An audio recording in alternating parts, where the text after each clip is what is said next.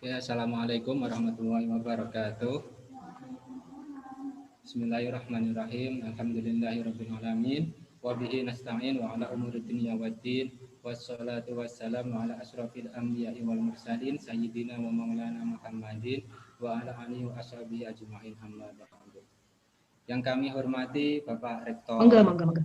Institut Pesantren Matholiul Falah, yang kami hormati segenap jajaran panitia KKN MDR tahap 2, yang kami hormati DPL KKN Layali Ibu Tutik Nurul Jannah, dan segenap kawan-kawan seluruh peserta KKN MDR tahap 2. Nah, pada kesempatan siang hari ini, perkenalkan saya Roman Abdullah.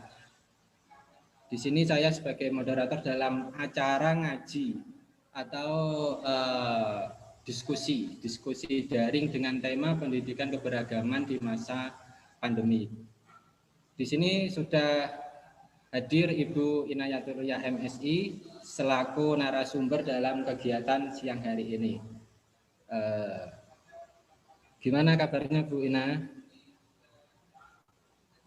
Alhamdulillah baik.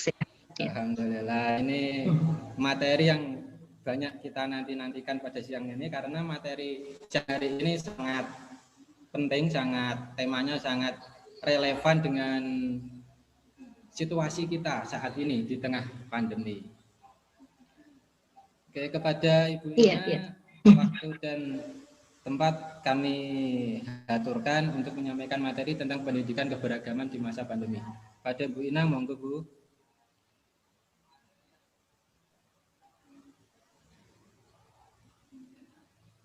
Ya. Assalamualaikum warahmatullahi wabarakatuh. Yang saya hormati Bapak Rektor Institut Pesantren Matholiul Falah, yang saya hormati juga segenap panitia KKN MDR 2020.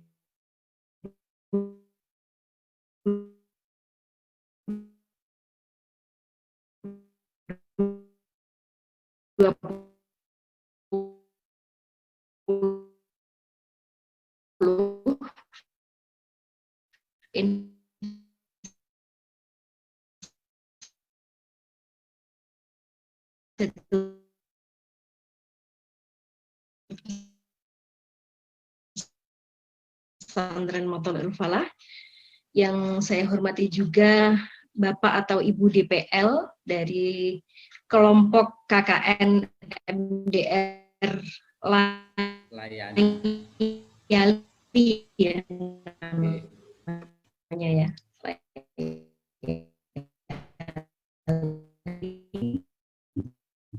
Dan kemudian juga teman-teman MDR Layali yang juga saya hormati, dan seluruh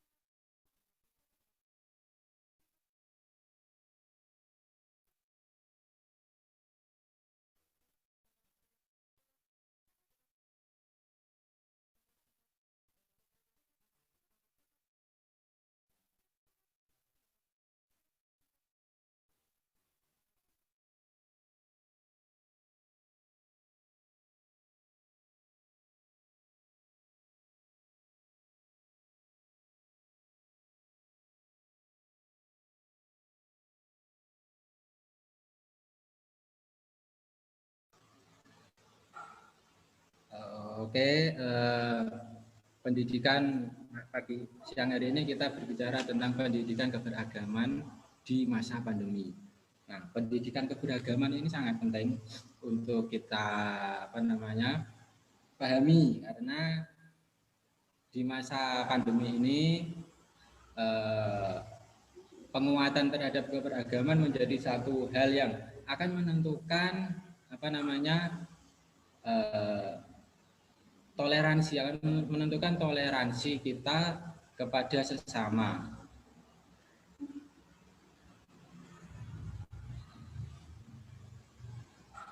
Ya, karena itu keberagaman itu menjadi hal yang perlu dikuatkan agar setiap elemen masyarakat memahami akan pentingnya keberagaman, apalagi di masa pandemi seperti sekarang ini.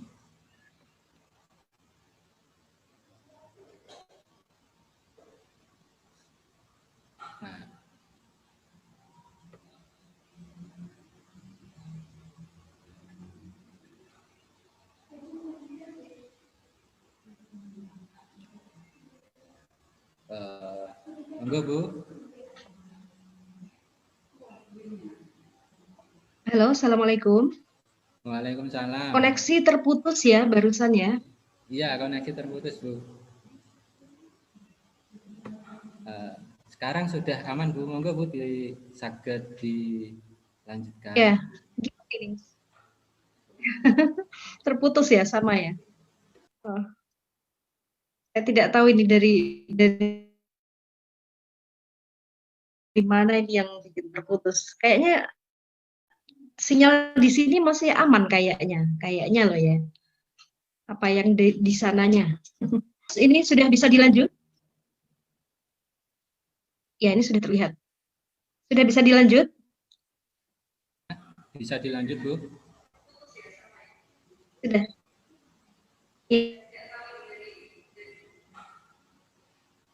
Ya.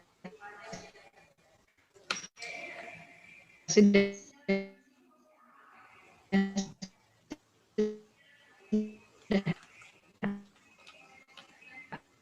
Aman ya? Ya Bu.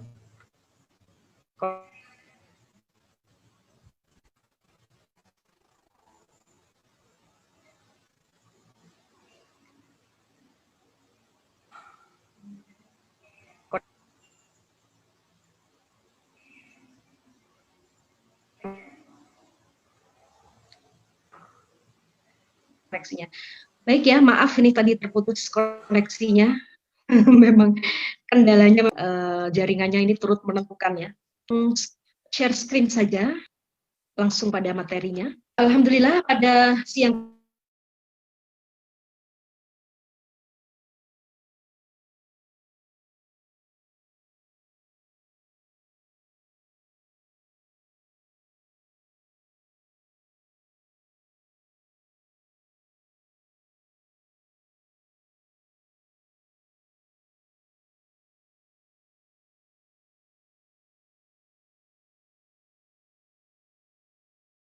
sudah tersambung lagi. Sudah tersambung. Iya, kok putus-putus terus ya? Iya itu. Baik. Saya langsung share screen saja. Ini materi saya tentang pendidikan keberagaman, menyemai toleransi pada masa pandemi ya. Jadi memang kita harus mensikapi pandemi COVID-19 ini sebagai sebuah musibah global ya. Artinya musibah ini dialami tidak hanya oleh satu kelompok saja atau satu negara saja, tapi memang sudah global ya, sudah mendunia. Jadi pendidikan keberagaman ini menjadi penting karena apa? Karena yang mengalami pandemi sebagai sebuah musibah ini adalah semuanya, tidak mengenal agama Islam ataupun yang lain.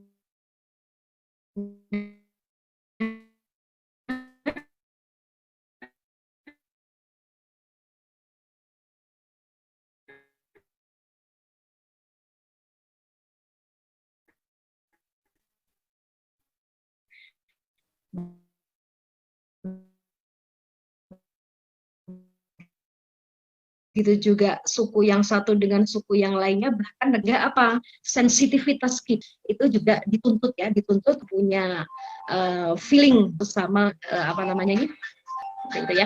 Makanya di dalam sampaikan bahwa pandemi COVID tidak hanya pada aspek kesehatan, tetapi juga munculnya persoalan sosial, kemudian psikis, dan juga kehidupan keberagamaan. Jadi karena pandemi ini yang sifatnya global itu ya, kemudian dampaknya dirasakan oleh semua kalangan ya, semua kalangan. Dalam konteks kita saja ini misalnya ya, tidak hanya misalnya pengusaha yang kena dampak begitu ya, tidak hanya yang juga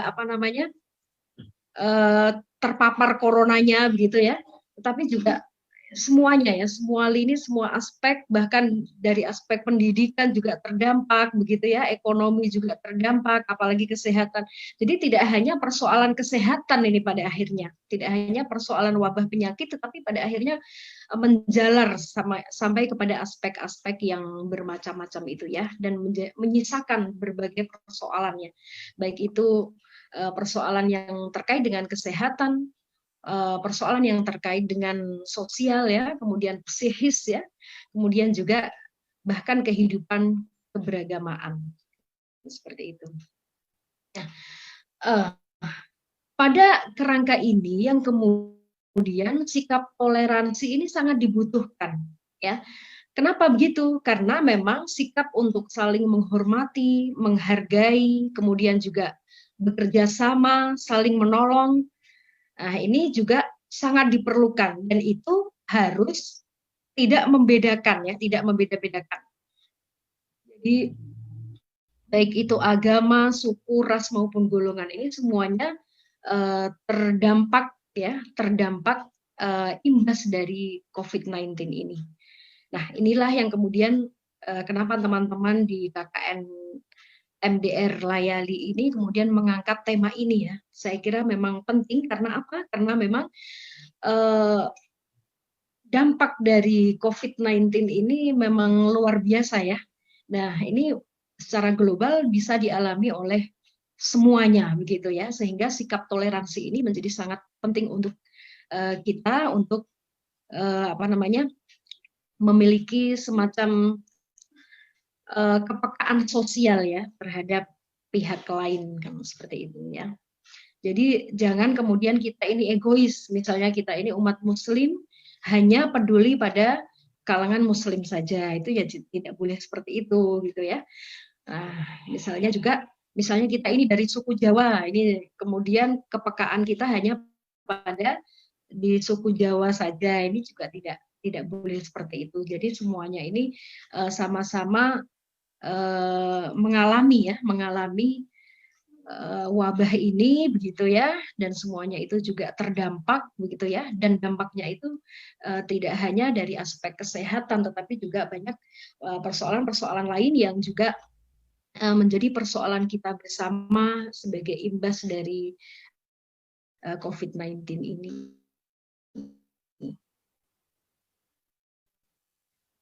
Selanjutnya, karena saya berpijak pada pendidikan Islam ya,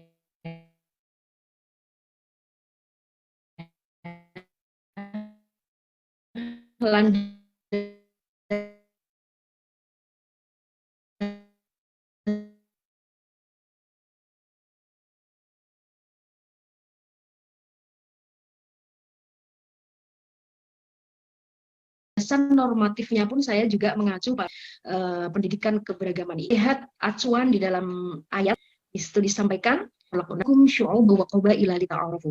Allah itu memang menciptakan maupun berbangsa-bangsa dan bersuku-suku, tujuannya adalah supaya saling mengenal. Dalam konteks ini artinya tidak boleh kita ini kemudian memperlakukan manusia itu berdasarkan satu kelompok yang sama dengan kita saja, tetapi semuanya itu kita perlakukan sama baiknya, kan seperti itu ya.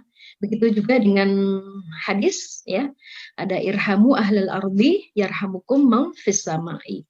Jadi sayangilah orang-orang yang ada di bumi, maka yang ada di langit pun akan sayang juga kepadamu, kan begitu ya.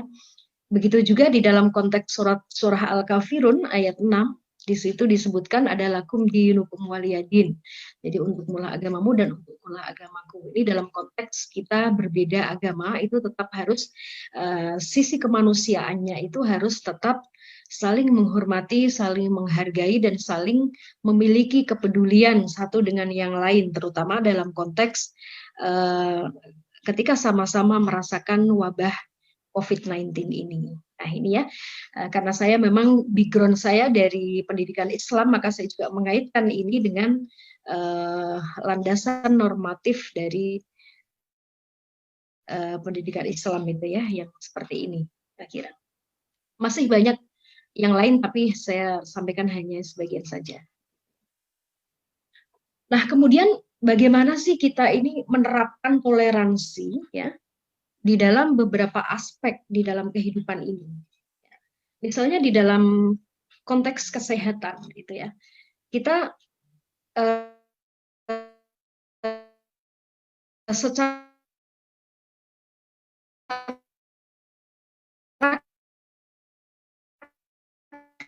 keilmuan mungkin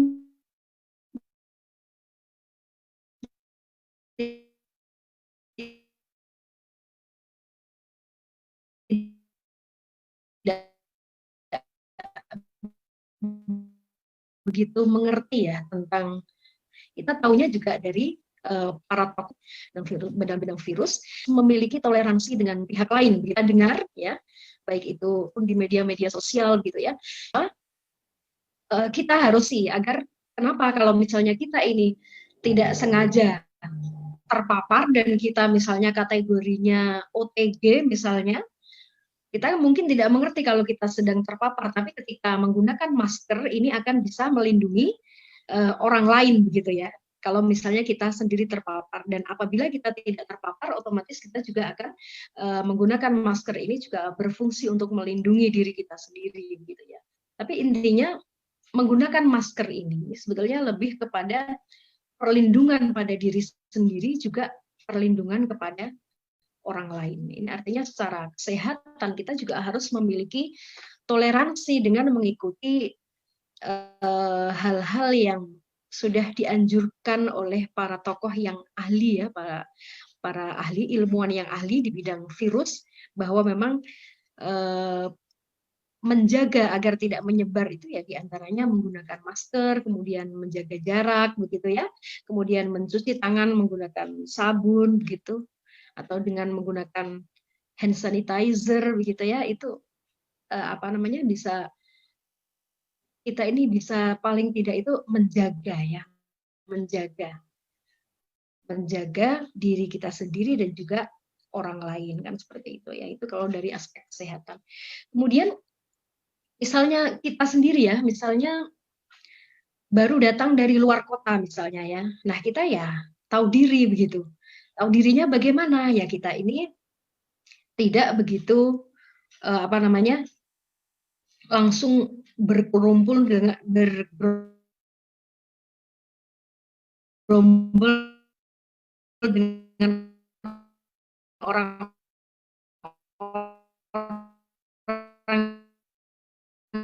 yang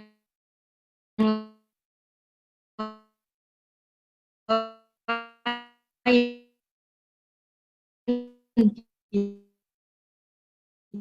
gitu ya. Jadi harus mulai membatasi interaksi yang dari luar kota ini, kan rentan ya, tidak tahu ya. Jika kita kemudian ke suatu komunitas tertentu, tentu saja kita harus pihak lain gitu ya untuk menularkan ke orang lain, kan seperti itu. Mandiri saat merasa ada gejala COVID. Nah kita juga taunya ini ya, karena kita tidak membidangi misalnya di bidang virus ini ya, itu ya. Kita taunya kalau kena virus COVID konon begitu ya, konon gejalanya seperti panas tinggi misalnya. Kemudian lagi batuk-batuk, sesak nafas begitu ya, kemudian hilang penciuman dan sebagainya, itu kita memahami itu begitu ya. Dan ketika merasakan ada gejala-gejala yang semacam itu, tentu saja kita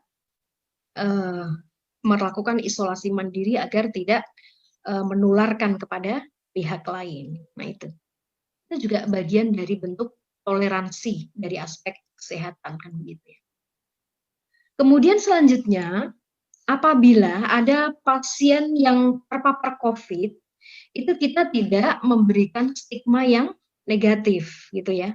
Karena apa? Karena selama ini kita ini ya, masyarakat itu ya mungkin karena faktor kurangnya edukasi mungkin ya, sehingga ketika ada pasien yang kena COVID ini, kadang stigma-stigma negatif itu bermunculan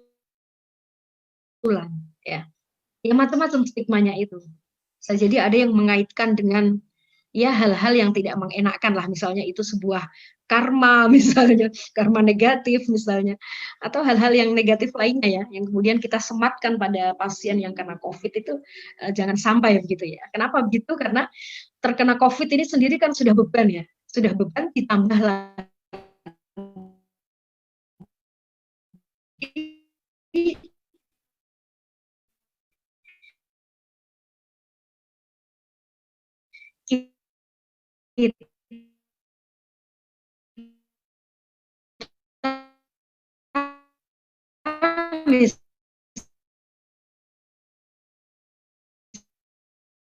misalnya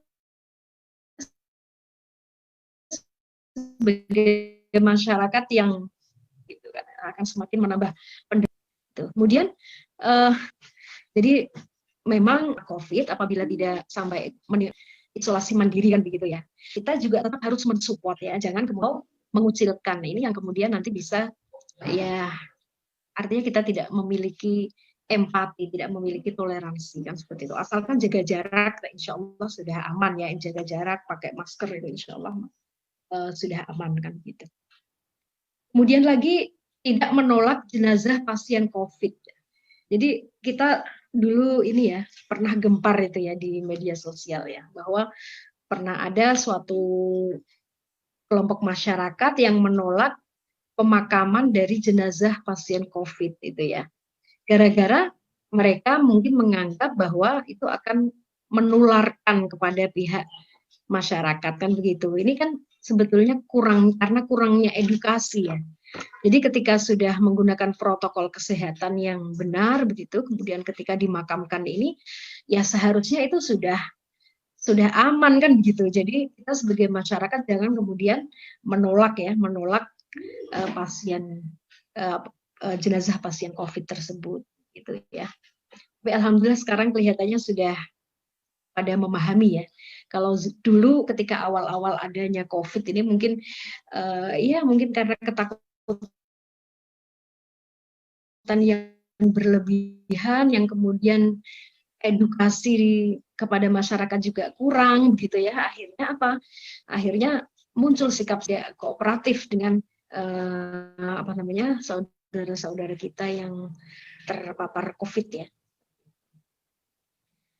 Ya, selanjutnya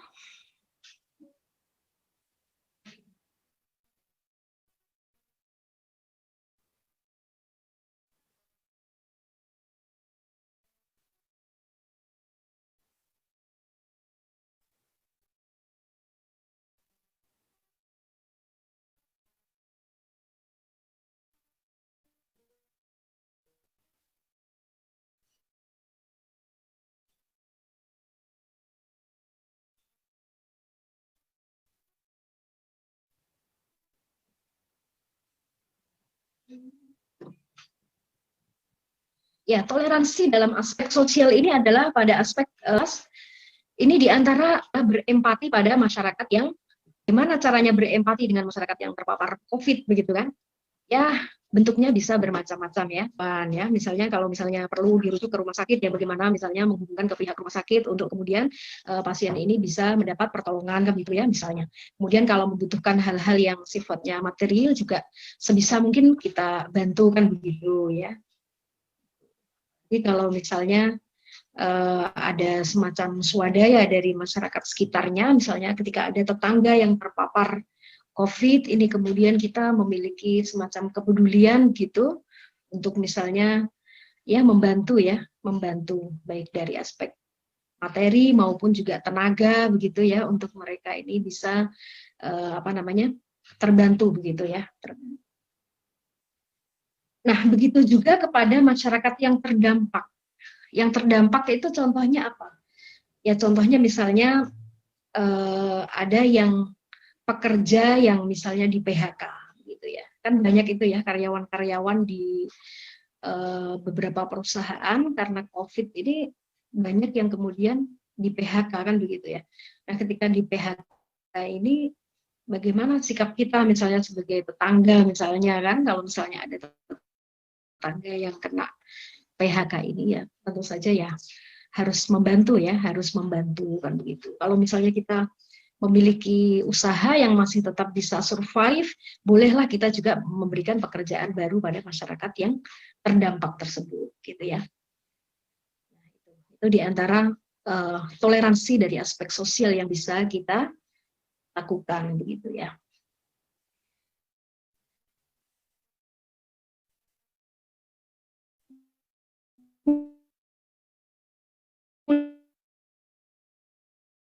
Kemudian dalam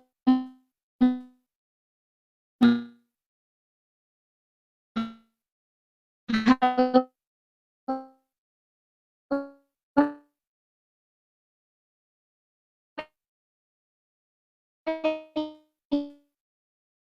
lain, yaitu dalam keberagamaannya, betulnya. COVID-19 ini ternyata juga pada sikap beragama kita, gitu ya. Ingat ya, kalau zaman dulu itu jamaah misalnya, itu sesuatu yang sangat dianjurkan. Itu pada saat COVID, gitu ya, kemudian acara-acara keagamaan untuk dibatasi kan seperti itu ya. Jadi termasuk kan mempengaruhi ya, karena apa? Perilaku agama masyarakat Indonesia ini memang cenderung banyak kumpul-kumpulnya begitu ya. Banyak kumpul-kumpulnya. Sehingga ketika terjadi wabah COVID semacam ini, kemudian kita juga harus tidak egois dalam beragama kan begitu ya. Perlu adanya adaptasi dengan kondisi yang saat ini terjadi kan seperti itu ya. Jadi misalnya zaman dulu misalnya ya, ketika sholat itu misalnya soft itu harus dirapatkan, itu kan zaman dulu ya. Ketika kita beragama kan seperti itu, dari kecil kita sudah terbiasa dididik untuk semacam itu ya. Tapi pada saat terjadinya wabah COVID ini begitu ya, ketika berjamaah itu justru softnya itu malah diminta untuk berjarak kan begitu ya. Nah ini kita juga tetap harus ini ya memahami. Jadi beragama itu jangan kemudian merujuk pada ajaran agama saja begitu ya, tetapi juga tetap memperhatikan pendapat para ahli yang terkait dengan virus corona ini begitu ya, sehingga perilaku agama kita ini kemudian juga bisa menyesuaikan kan begitu, tidak kemudian dipaksakan. Ketika zaman dulu orang itu kalau misalnya sholat softnya harus dirapatkan, kita kemudian egois karena itu dianggap sebagai sebuah ajaran yang tidak bisa di otak-atik lagi misalnya, kan tidak seperti itu ya.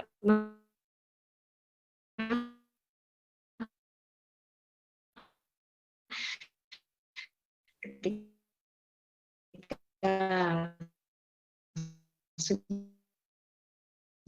ya,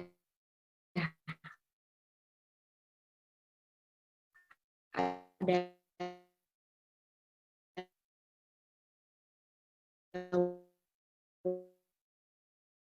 wabah COVID ini, ya tentu saja kita harus diberi jarak kan begitu. Nah itu sebaiknya kan tidak ikut jamaah di sholatnya di rumah saja kan begitu. Karena ini pihak lain gitu ya dalam beragama. Jadi tidak lainnya misalnya 27 derajat ke masjid padahal baru datang dari luar kota. Ini kan bisa saja ini nanti bisa berakibat pada membahayakan pihak lain kan begitu ya. Jadi, harus ada kesadaran lah, kesadaran. Jadi kesadaran ketika baru datang dari luar kota ya sholatnya mungkin sebaiknya di rumah saja gitu ya, biar tidak berakibat pada penularan COVID-19 pada pihak lain gitu ya.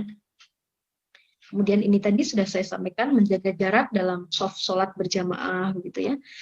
Kemudian di dalam COVID ini sebetulnya juga merupakan momentum untuk kita bisa menerapkan prinsip berislam yang baik kan gitu ya.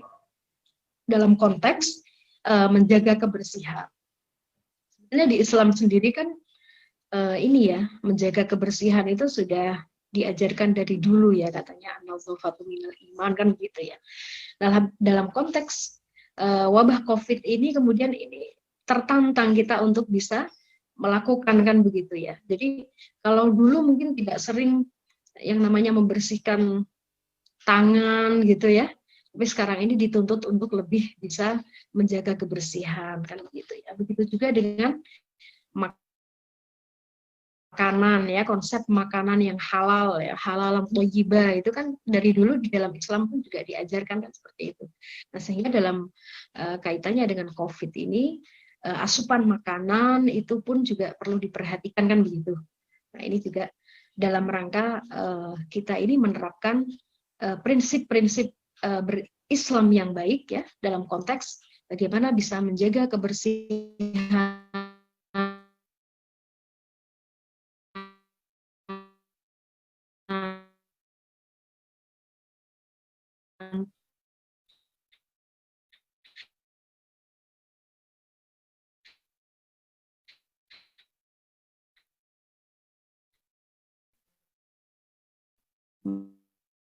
menjaga pola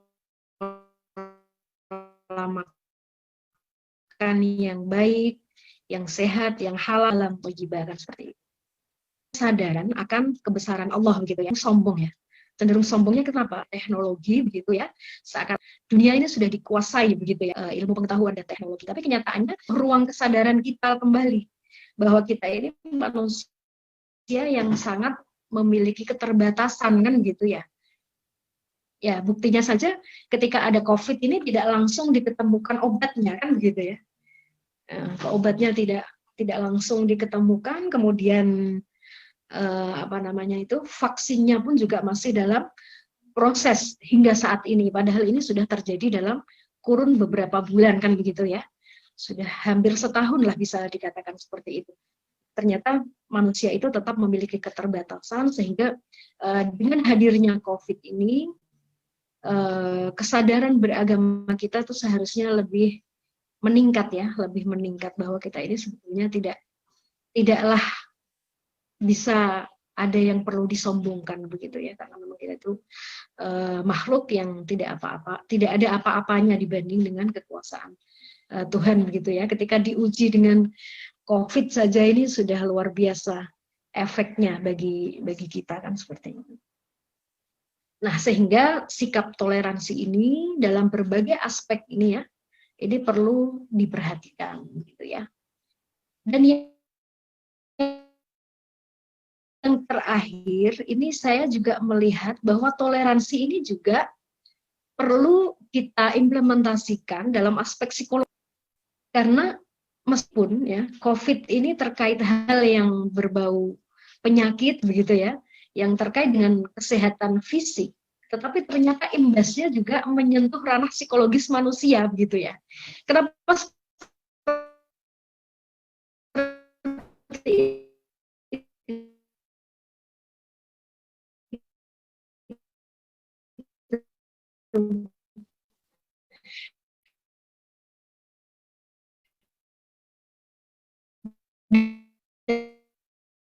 dan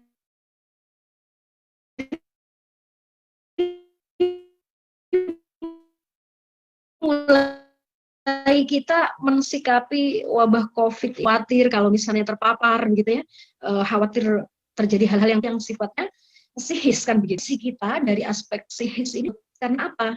Karena kepekaan psikis kita ya, bukan ya. Nah, misalnya bagi masyarakat yang sudah terpapar, ini secara psikis ya kita harus memberikan dorongan, harus memberikan penguatan, harus memberikan semangat agar bisa sehat kembali kan begitu ya.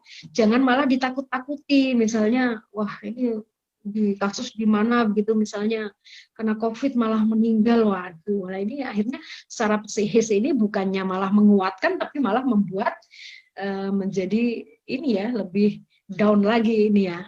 Itu sudah terpapar saja ini kan sudah luar biasa ya, merasakan sakit, gejala-gejala fisiknya juga, ditambah lagi gejala psikis ya yang kemudian muncul dari orang-orang di sekelilingnya. Ini makanya kita harus memiliki toleransi dari aspek psikis ini, gitu ya.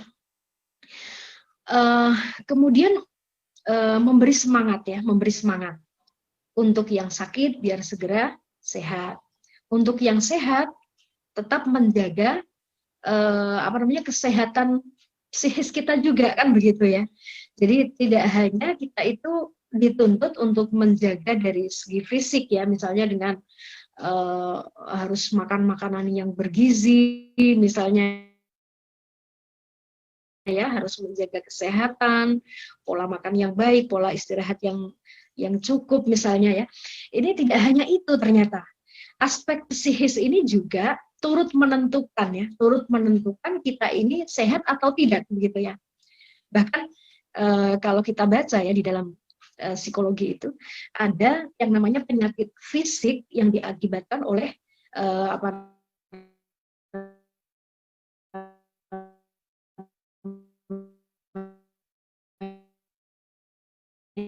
ya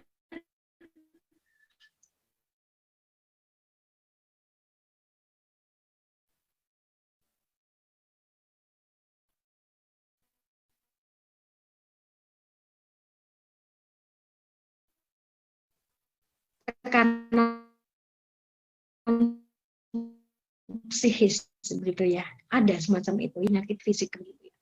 Ini juga dikatakan gitu ya. Karena apa? Karena kesehatan fisik seseorang gitu ya, menurut menentukan kesehatan kita paparan COVID-19 kan seperti itu. Bahagia hatinya begitu ya.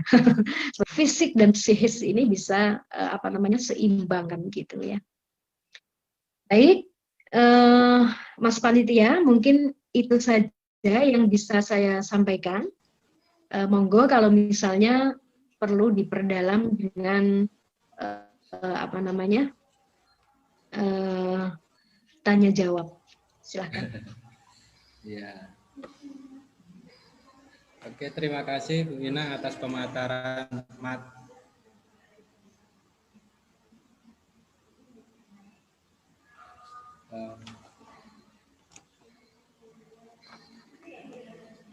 Oke, terima kasih Bu Ina atas pemaparan materinya yang sangat rinci dan mendalam. Nah, tadi dalam materi toleransi atau pendidikan keberagaman ditinjau dari banyak segi. Pertama dari segi pendidikan, dari segi kesehatan, dari segi sosial, dari segi agama, juga dari segi psikologis. Ini sebuah tinjauan yang sangat komplit terhadap keberagaman di masa pandemi. Oke, ini ada beberapa pertanyaan Bu dari teman-teman Facebook. Pertama, pertanyaannya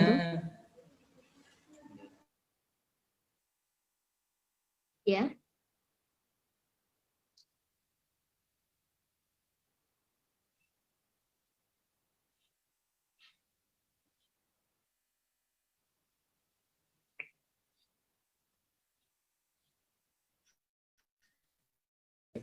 Monggo Bu Ina.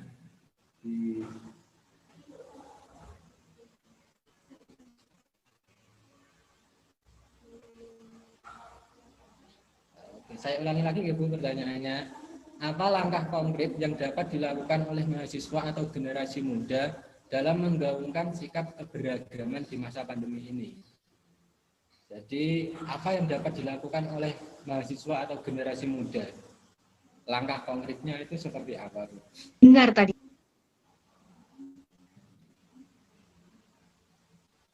Ya baik, terima kasih atas pertanyaannya. Jadi langkah konkret ya yang bisa kita lakukan, mungkin bisa dimulai dari hal-hal yang sederhana ya. Kita misalnya bisa mulai mencontohkan misalnya di masyarakat, misalnya mulai menggunakan masker kan gitu ya. Karena di masyarakat ini juga masih banyak yang belum memiliki kesadaran untuk menggunakan masker kan begitu ya. Kemudian juga apa namanya itu, sering cuci tangan, jaga jarak. Ini kita mulai dari hal-hal yang sederhana dulu, dari diri kita sendiri dulu. Kita memberi contoh di masyarakat, kan begitu. Apalagi teman-teman ini kan selaku akademisi ya, karena mahasiswa gitu ya, itu dianggap orang yang cukup memiliki pengetahuan gitu ya, cukup memiliki pengetahuan tentang COVID ini. Nah, setidaknya itu bisa dilakukan. Kemudian yang kedua, misalnya di dalam tetangga misalnya ada yang sekiranya terdampak atau bahkan terpapar, itu mestinya ya tetap bisa gerak konkret gitu untuk melakukan membantu begitu ya, membantu gitu. Nah, kebetulan sih kalau di daerah pedesaan ini ya mungkin tidak terlalu terasa ya dampaknya. Mungkin kalau di perkotaan ini mungkin dari aspek ekonomi misalnya itu terasa sekali begitu ya. Kalau di desa ini ada beberapa misalnya usaha juga masih bisa jalan, meskipun juga kemarin ini sempat mengalami ini ya, dan ini penurunan juga ya, misalnya secara ekonomi itu ya, misalnya ada beberapa usaha yang kemarin itu juga terpapar terdampak gitu, tapi setidaknya itu tidak terlalu gitu ya. Tapi kalau misalnya ada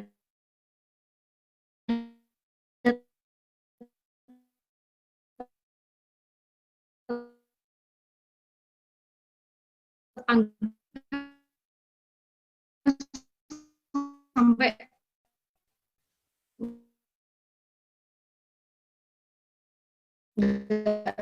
bisa makan gara-gara misalnya kena PHK, nah mengumpulkan donasi yang kemudian diberikan kepada orang yang terdampak seperti itu. Nah, setidaknya itu memberi contoh keteladanan di mata masyarakat bahwa kita sebagai akademisi ini orang yang dianggap paham tentang COVID-19 ini dan bagaimana cara menekan penyebarannya kan seperti itu. Itu ya Mas ya.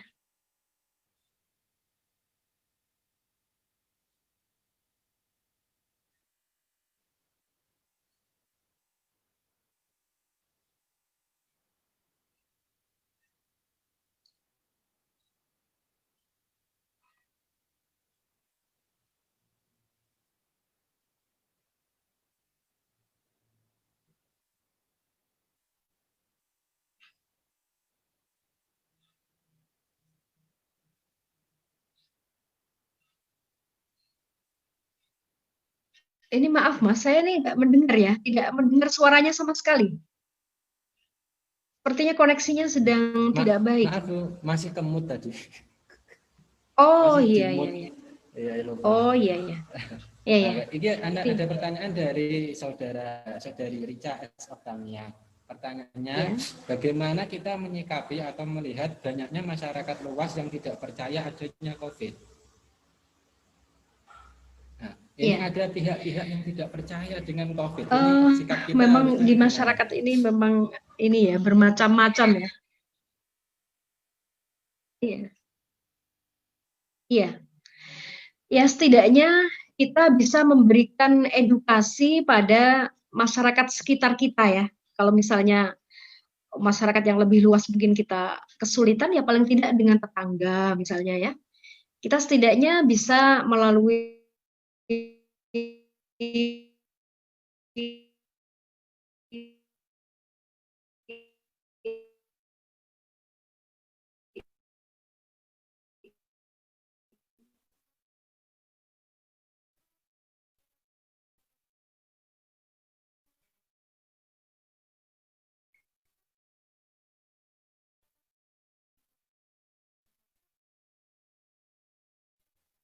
ini ya obrolan-obrolan ini kan bisa sambil COVID-19 ini memang benar-benar akan hal-hal semacam itu. Ya mungkin bisa banyak, kemudian gejalanya seperti apa, kemudian ya masyarakat ini entah ini ya yang baik ya kepada masyarakat.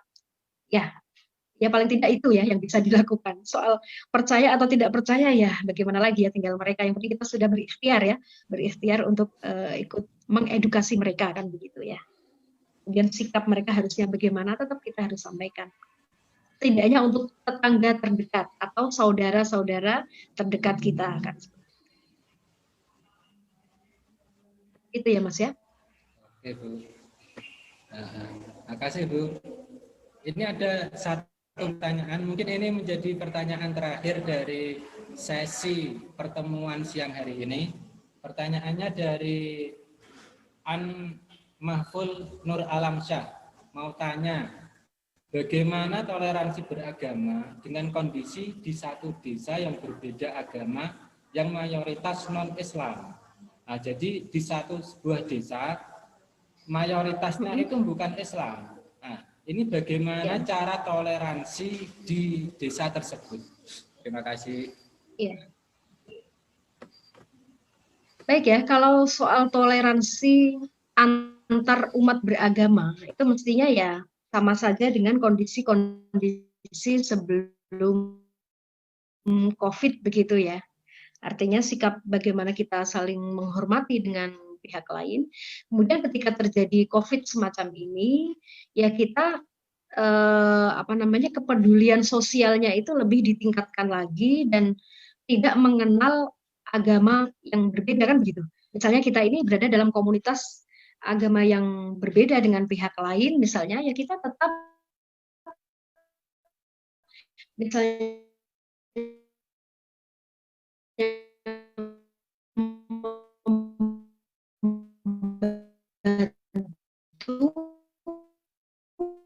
ya